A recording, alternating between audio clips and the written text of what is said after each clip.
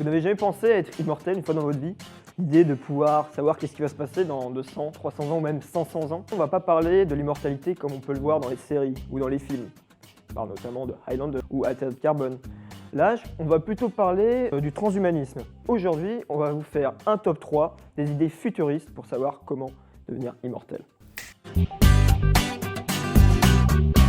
D'ici 2050, il sera possible d'intégrer à nos corps des nanorobots. Ces nanotechnologies permettraient la régénération et la réparation des cellules et des neurones, ou de combattre des maladies. L'équipe de scientifiques à l'origine de cette découverte a annoncé avoir réussi à éliminer des tumeurs chez les animaux à partir de nanorobots créés à base de bactéries. C'est une grande avancée dans le combat des maladies telles que Parkinson, Alzheimer ou encore la paralysie. Ces nanotechnologies permettraient dans le futur, quand l'homme aura acquis cette connaissance sur le sujet, la régénération des tissus, grâce au remplacement des cellules mortes par des cellules vivantes.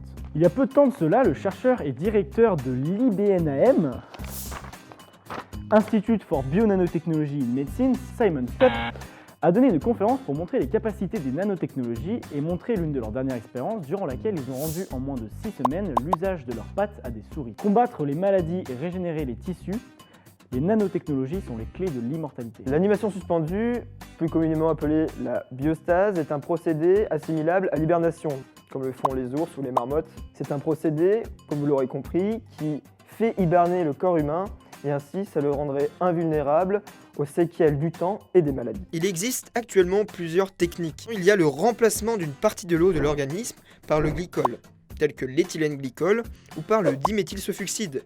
Puis après, on passe à la cryogénisation. Ensuite, il y a l'abaissement mesuré de la température, qui met le patient dans un état d'hibernation contrôlé par hypothermie. Enfin, il y a l'exposition au sulfure d'hydrogène. On l'a expérimenté sur des souris. Lors de ces expériences, on remplaçait les molécules d'oxygène par une molécule de sulfure d'hydrogène. Puis, la souris était placée dans un milieu dans lequel la température était baissée de plus en plus. La présence d'oxygène aurait provoqué des tremblements dans le corps de la souris.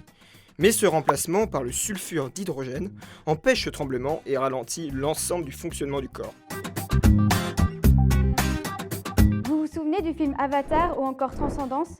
Est-ce que vous avez fait le rapprochement entre les deux? Eh bien, dans les deux cas, on utilise la technologie pour isoler l'esprit du corps. Dans le premier cas, Avatar, on crée des corps pour héberger la conscience d'un humain. Cette conscience est transférée à l'aide d'une machine qui préserve le corps et le met dans un état de sommeil. Avec cette technologie, on pourrait alors imaginer transférer notre conscience dans n'importe quel corps. On pourrait alors voler, respirer sous l'eau, avoir des capacités augmentées, mais surtout vivre dans un corps jeune et en bonne santé toute notre vie. Dans le cas de transcendance, il serait plus question de conserver notre esprit en le transférant dans un ordinateur.